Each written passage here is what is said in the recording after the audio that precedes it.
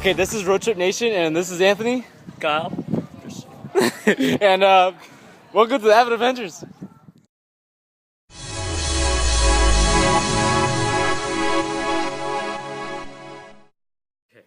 Alright, so can you tell us your name for the camera?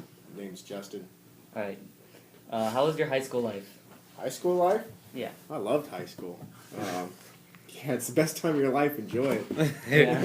Why did you want to become a fireman? Shoot, I just never grew out of it, I guess, when I was a little kid. You know, when you're a little kid, Yeah, I want to be a everyone, fireman, I want yeah. to be a fireman. I was the same way. Yeah, I never grew out of it. I just kind of jokingly. Just always sounded fun. Yeah. I did the RLP thing, which RLP is a pretty cool program to kind of give you a taste of the job. You know, a little training, basic stuff, set up ride-alongs, and I was like, okay, this is pretty rad, you know. Went to the ambulance, you know, worked in the ambulance for 2 years. I'm like, oh, this is awesome. I started liking the shift. I was working shift work on the ambulance. Yeah. And that was, I like that. A lot of people don't like it Yeah. because you work Yeah. for 24 hours. I remember my roommate, how do you do it? No, I ask him, how do you do it? Yeah. Working, 8 to 5. Just everything all around. I like to help people. Yeah. Yeah, which is cool. Yeah.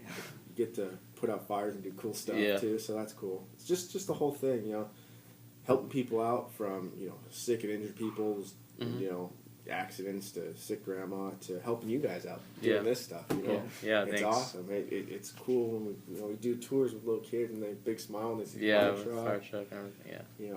There's that from all the way, like I said, it's, saving somebody. Yeah.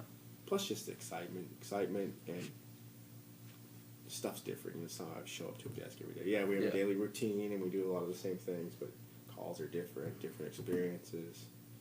Somebody that Is it sometimes like disturbing? Like oh yeah, it is. yeah, you see some bad stuff, and it stinks, especially the kids.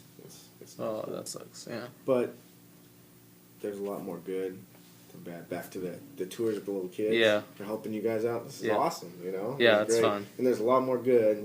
People send us cards. Hey, thank you for helping us. Come by. Thank you.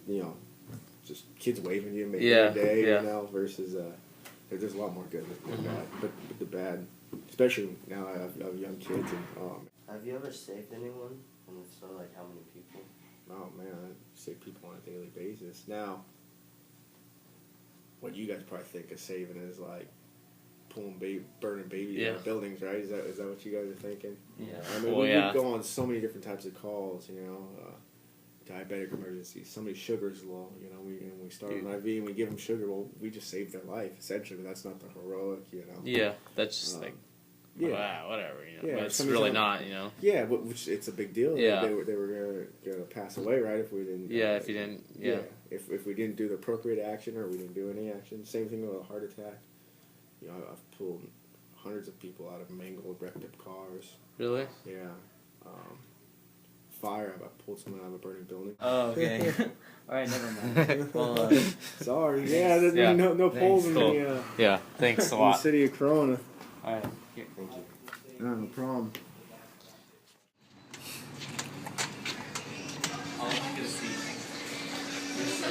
Alright, we'll get a seat. Okay, we're doing a project for our school. Do you mind if we film? I can like blur you out or whatever. Yeah. All right. Cool. Thanks.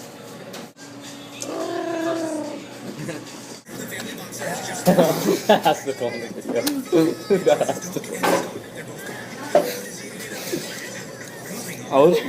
It's just gonna be Christian sitting right here. I'm not even gonna be. Oh, I'm in the. Probably in the middle. Or do you keep it like that? Alright.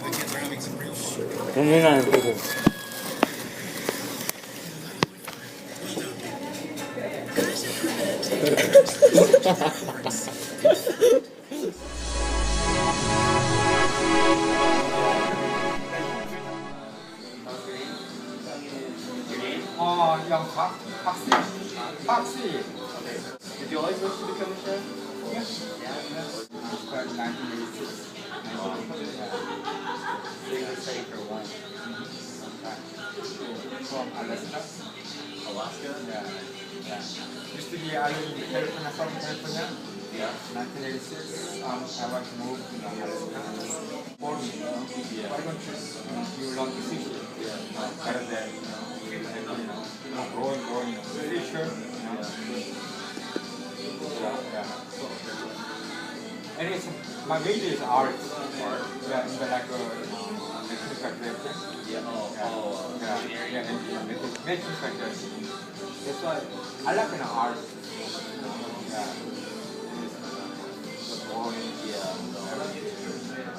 And it's safe, switch to view, it's an art.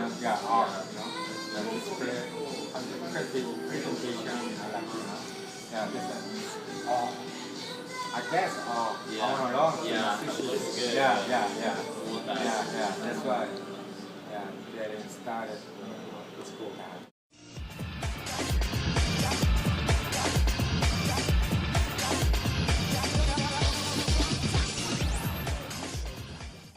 Sashimi fresh, that's it. When I cut in a slice, it's okay. But sushi very important. Rice test is very number one. Yeah.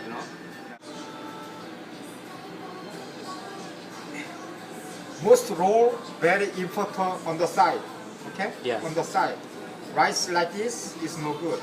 Just Yeah. The California how to make inside. You know that? No. What kind of? What is inside? Avocado. And cucumber, I think. Too. Cucumber? Yeah. And Carrots? crab. No, cucumber and avocado. Yeah. In the crab. Imitation crab. Cucumber. Avocado more, right? Yeah. More taste better. Okay. Like this, it's no good. Yeah. That's why on the side, like this, on the push it, 이렇게, on the side, okay.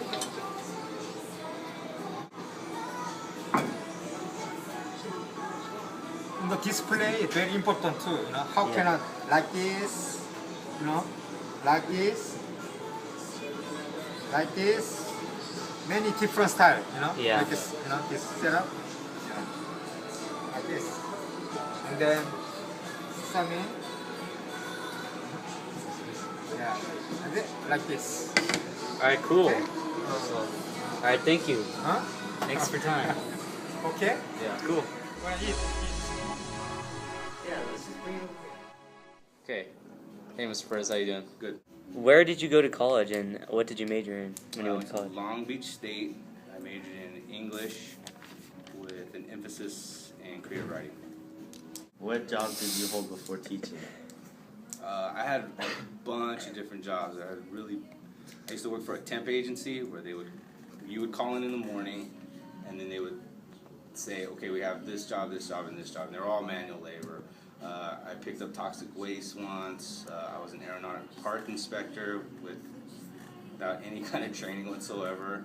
I was a ditch digger. I hung up fences for fairs. I was a fry cook, a short order cook. I was a bartender for a little bit, that was probably the best job. I worked with severely handicapped kids. That was probably one of the worst jobs. Not because they're handicapped, it's just I wasn't good at it. What else? Gardener, of course. Didn't you want to become a chef? Oh yeah, that was before my senior year. I was gonna, and this was before like Food Network existed or any like the celebrity chef kind of stuff existed. I wanted to be a chef because I was really into cooking and eating, obviously.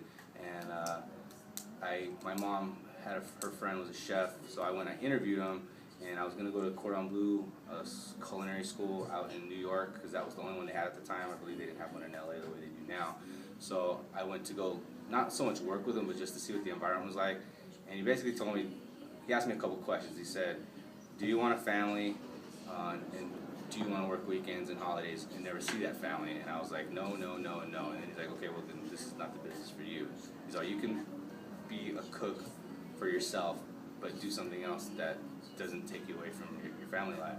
And at the same time, I had a really good high school English teacher named Mrs. Bonds, and she said, you'd be a good teacher and or you'd be a good writer. And I was like, well, That sounds like a pretty good idea. So my senior year, I completely shifted from being a chef to focusing on being a teacher, and I made my decision, and I pretty much stuck with it. So Mrs. Bonds helped you decide. She was, yeah, she was. I would say she was a major influence on my future, because she always used to say, you should be a writer, you should be a writer. She's like, oh, you'd be a really good teacher.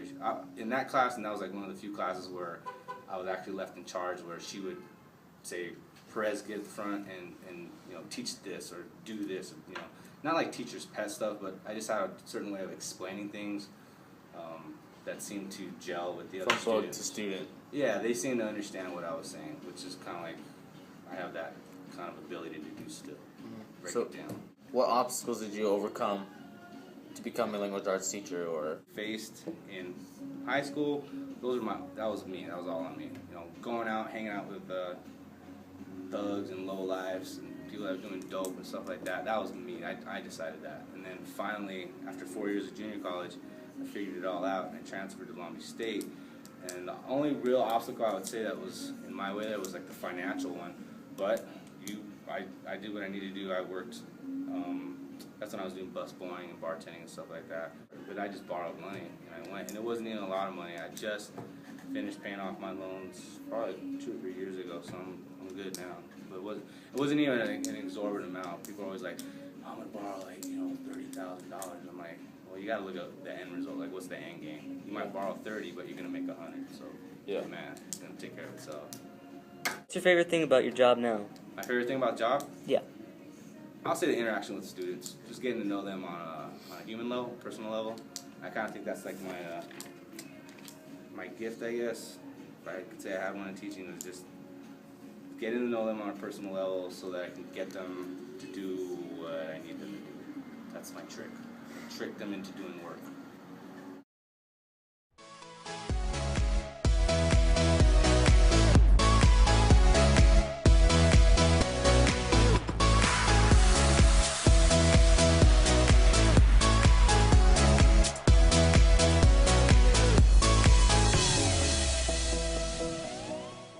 Yeah, go ahead and explain that poem. Alright, well, let me see. My dad has a bunch of scars on his arms. When I was a kid, I probably was like 5, 6 maybe. He had a really bad truck accident.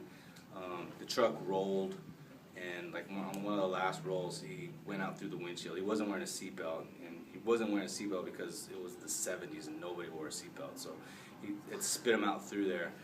And then when he all healed up, you know, they're keloid scars, so like he has no feeling in there. So when I was a kid, I always used to like play with him or poke at him or try to peel him up, you know.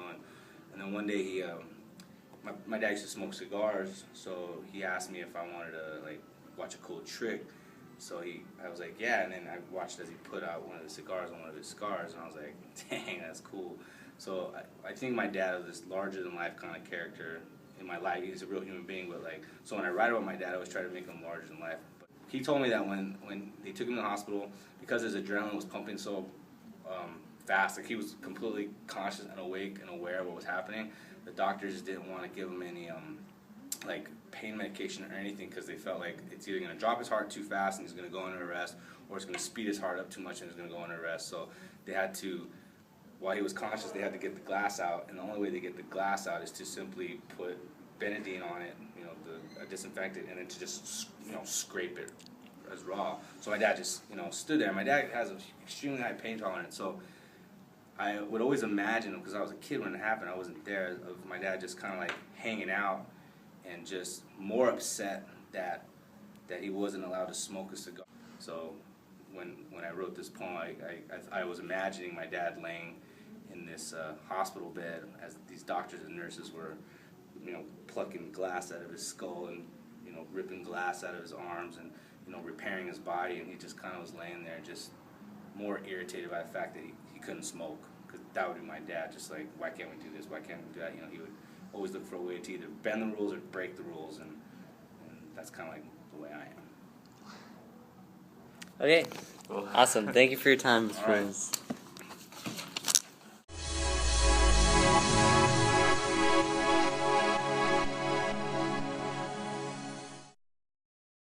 This Road Trip Nation experience has been great so far.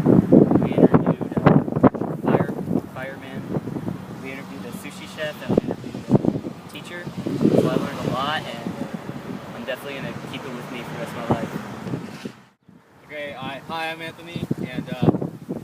trip project has been pretty good, and we've interviewed a fireman, a teacher, and a sushi chef, and they're all pretty exciting jobs, and I can't wait to go to college and to become what I want to be, and I can't wait to stick for it.